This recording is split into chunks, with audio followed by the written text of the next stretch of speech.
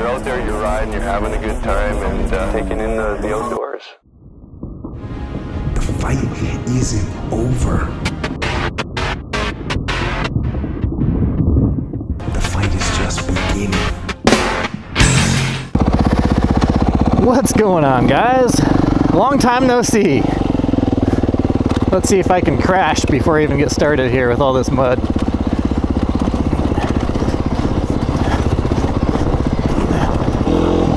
So what's up? This is Carl, the Racer Red channel. I'm just out here doing a little ride on the Beta. Not 100% sure if I want to sell it. We'll see. Depends on a lot of things. I don't have a need to sell it, so I'm kind of having second thoughts. I'm like, I don't know, it's a lot of fun to ride. Anyways, I tried to go riding several times. I've had quite the adventure this last month. So as you guys know, I got super sick, and that was a couple days before the last race. I just got really sick, and then I was just fighting that off, and then I tried to force myself to go riding. Kind of, I was at the tail end of the flu, so I was like, well, I'll just go take the mini bike out, ride with some friends, and I totaled my truck on the freeway. Had some crazy person fly by me doing probably 85 or 90 or somewhere in there on the freeway in Caldwell under that bridge. He cut in front of me and slammed on his brakes, and I pile drove into him. So totaled my truck. And so like a week after that, I figured, well, let's give it another shot. So I took the ambo out on one of those like super foggy, cold days, and on the freeway, my ambulance quit on me. I guess the fuel heater died. So I gotta go pick that up.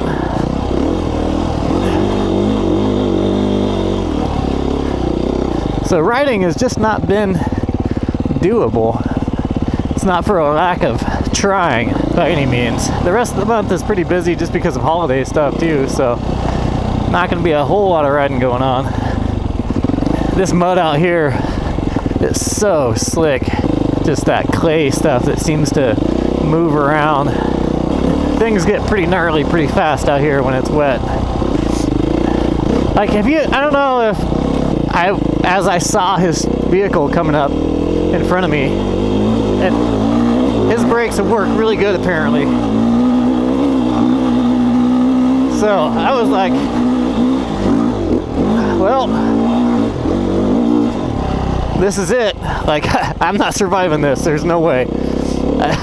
Like, I've never experienced that much impact. I guess you can mark that off of the things to do list on my lifetime, is becoming a crash test dummy for a little Ford Ranger, which I was driving. Holy smokes, I did not think. Anyways, after the dust settled and my airbags went off and all that, I was like, huh, I'm alive. So anyways, that's what happened. So I did not get to go riding, unfortunately. But very fortunately, I still have all my limbs. Like, still, a couple weeks later now, or a week later, I guess it's been about 2 weeks, I still can't believe I have no injuries, really. Like, besides soreness and a swollen knee, swollen hand, cut up from all the glass. I had that little Honda 125 in the back, so it smashed into the cab. Like, my truck is demolished, but I'm alive. It's good to be out riding again, though. Holy smokes. See, like, I wouldn't really be able to have too much fun out here if I was on my DRZ 400S. It's just too heavy, and the suspension doesn't work good enough. It's so cool to be able to ride a high performance motorcycle, like a dirt bike, on the highway. So I took the highway out here, and now I'm out here and just riding the dirt, just like I would a regular dirt bike, pretty much. There's a difference. I mean, this bike is not as heavy and clunky as a dual sport, a traditional dual sport, but this bike is still not quite up to par with something like my KTM. You can still feel the lag and horsepower, the lag and throttle response, and just it's not quite there, but it's pretty close.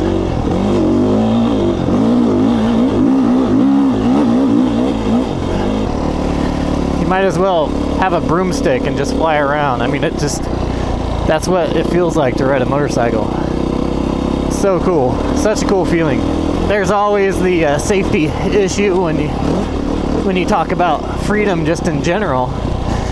And that is a universal rule for the most part, as far as I can think of anyway, is that freedom is just not going to be safe.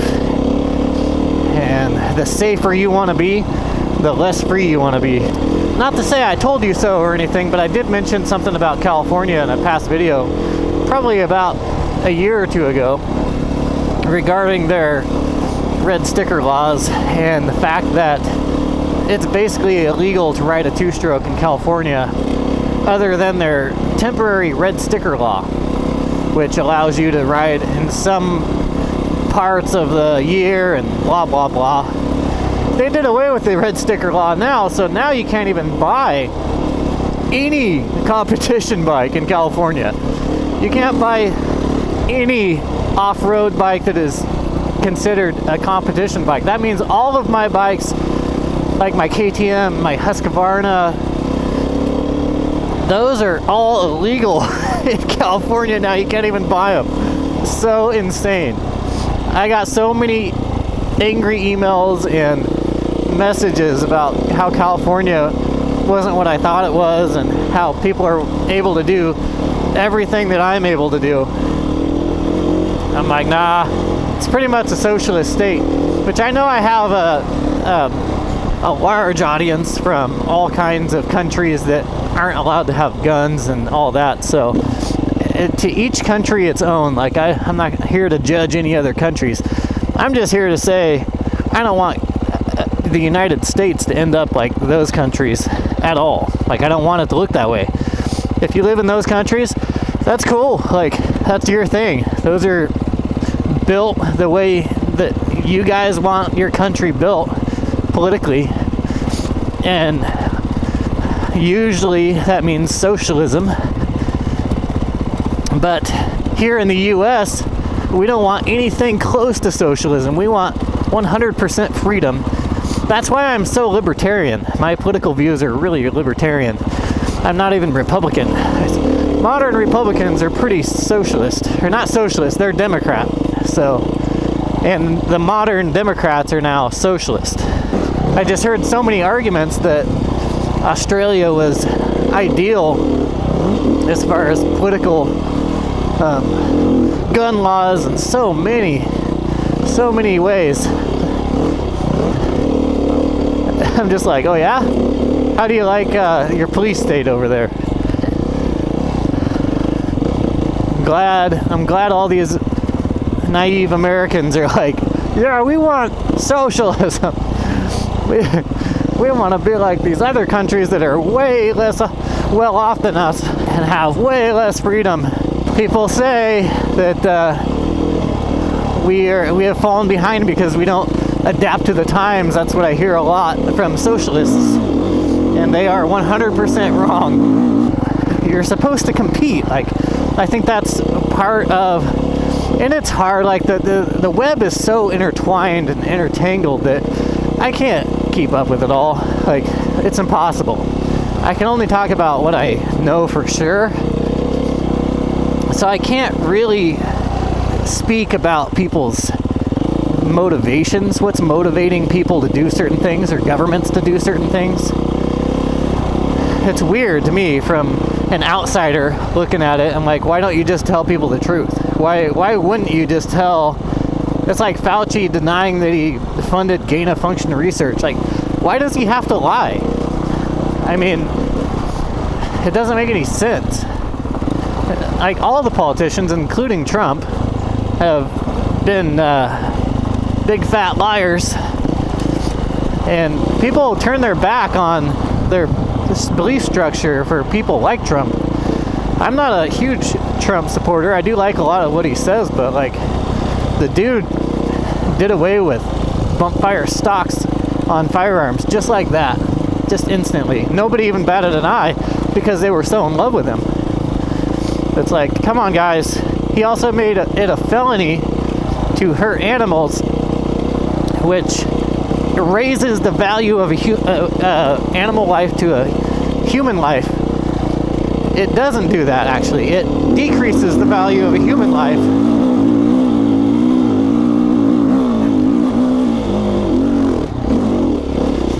Yeah, so you are decreasing the value of a human life when you do that. And it's sketchy. Like, you can go to prison now for crimes against animals. You do realize that we have to kill those, right? To eat? I mean, we're an apex predator.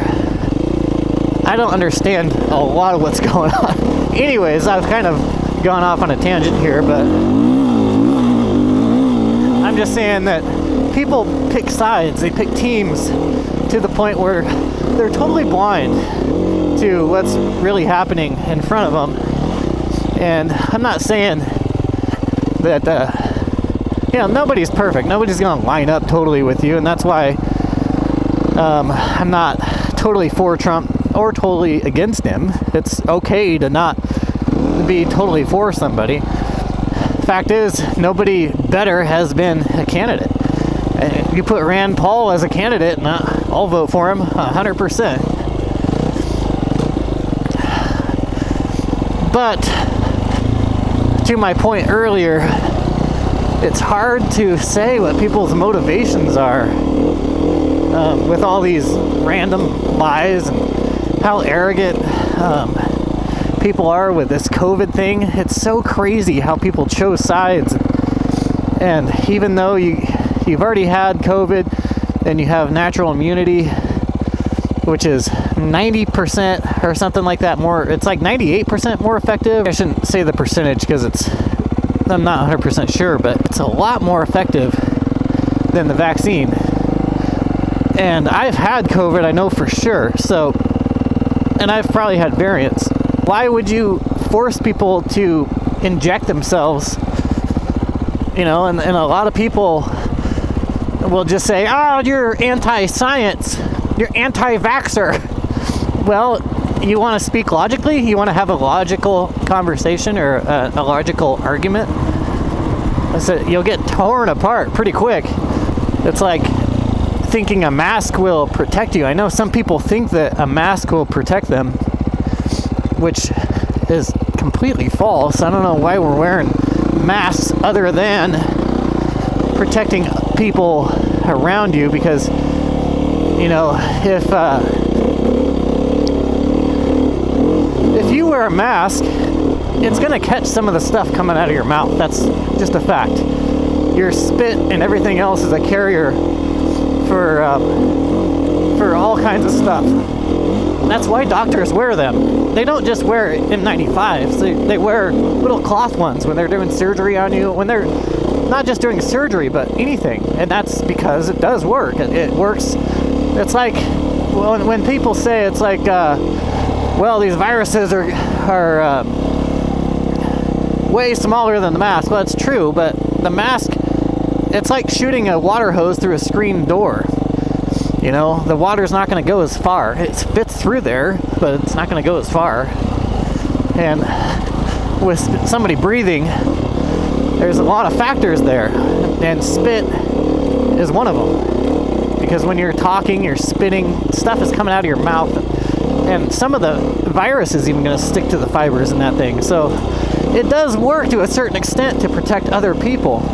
And see, I'm on both sides. I'm like, you shouldn't have to wear a mask if there should be no mandates for sure, but On the other hand, it does help protect the people around you, but it does nothing to help protect you, the mask wearer. That's why I take both sides of the political spectrum, and so I'm on neither team really. I just, like, I see the faults on both sides, and I'm like, well, I mean, you guys are both wrong.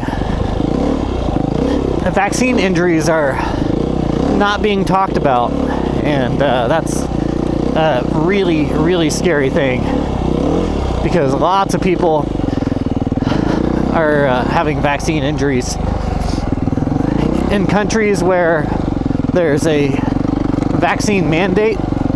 Professional athletes, soccer players, have had a 500% increase in catastrophic heart failure. Not to mention people having strokes and all that. This video will be really controversial because I'm talking about just whatever comes up, and very controversial topics are coming up. It's kind of a bizarre world we live in. If you come out of all of that stuff and just live your own life, you can have a different perspective. You can generally live your life pretty much the same now as you could, 5 years ago. But piece by piece, that is changing. But you have to ask yourself, really, what are you going to do about it? I mean, complaining doesn't do anything, and giving yourself anxiety isn't going to do anything. But sounding the siren, I guess, sounding the alarm, it does do something, and that's why I talk about this stuff every once in a while on this channel. I don't see too much point in talking about a lot of these topics just with individuals.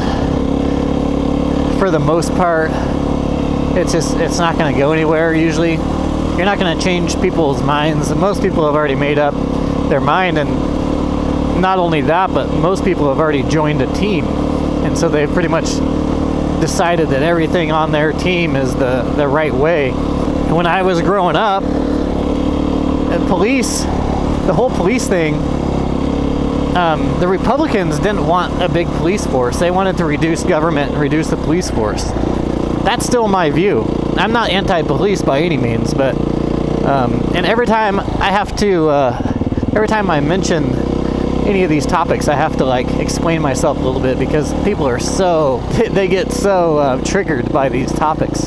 Not necessarily a small police force. I think that legislation is the real problem there, and the fact that these agencies are hiring these guys that can sell them a white rag.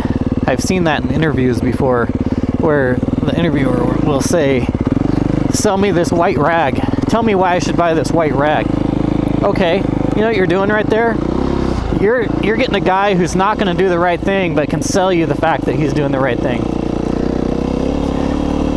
You're getting a big old sloppy, slobbery, bombastic dude that can't do jack, but can articulate why he can do jack.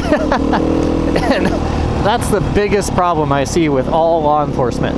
We need to legislate some laws to where not only do you have to show probable cause, but a step above probable cause, not just reasonable suspicion. Reasonable suspicion is a bunch of crap, and it needs to be taken out. I know the laws pretty well, and they are BS. You can be basically arrested for anything on any given day. It all depends on the officer, and that, my friends, is too much power. An American citizen is supposed to be the freest society, part of the freest society on the planet. And to pull an American citizen out of his day, you better have a very good reason. And probable cause makes it to where you really don't need that great of a reason. And one step further than that, reasonable suspicion gives you the ability to take somebody out of their day, pull somebody out of their day for almost no reason. And there are thousands and thousands of laws similar to that that are impossible to know. It's impossible to know all of them, but if you do your research, and this is why court cases are won when really they shouldn't have been, just because if you do your research, you can find those laws. So I think a lot of the change needs to happen in legislation and deregulation. You know, use of force laws are crazy. When you have that kid who's 17 years old, he just won his court case, and for good reason. It was definitely a self-defense situation. Use of force laws are crazy, and you have to know them. And that's one area that I don't think is too overcomplicated, because people should know those. And if you carry a firearm on you, then you should 100% know use of force. And I would say I'm part of the 1% that actually knows use of force. The rest of the people are probably just going to end up shooting somebody and go to prison for life because they don't know when to pull the trigger. You would hope and pray that you never have to. And that's what everybody who carries a gun should, that mindset should be in every single one of you. Laws like that should exist, but there are regulatory laws that just should not exist, and that's where I have a problem. A lot of flaws in our system, that's for sure. Prison systems, I mean, I could go on for days on that, how everybody's put in one spot, because all of it's pretty easy. Like, everything is easy in there. The only retribution is the fact that they are having their time taken from them. That's why they are serving their time. It's their time that's being taken away. Well, that's not enough. We need to reform that crap. Dude does heinous crimes, heinous acts of violence, especially towards a minor. You're getting freaking tortured. I think that's I don't think a lot of people would agree with that, but look, there has to be retribution. The retribution has to be similar to the crime. You got to do things a little different, man. You can't give people luxurious 20 years for taking a life. That's ridiculous. Anyways, I just can't stand some stuff, and that's one of the things I can't stand. I can hardly bear to see it. You know, and then there is drug laws, which most people in the system are in there because of drug charges, which are BS in my opinion. Are they hurting anybody? Can they be on those without committing crimes? And should they be able to sell those? I think they should. I will never do either of those, but that doesn't mean I don't think other people should be able to do those. And will it destroy society? I don't think people are dumb enough to do those. The people who are dumb enough to do that stuff are already doing them, but they're just clogging up our system. A lot of those people can probably be on that stuff and not commit any crimes, and that's the important thing. You're not guilty until you've committed a crime. Just my opinion here. Anyways, guys, now that I've pissed a lot of people off and alienated the other half, I will catch you guys on the next video. Peace.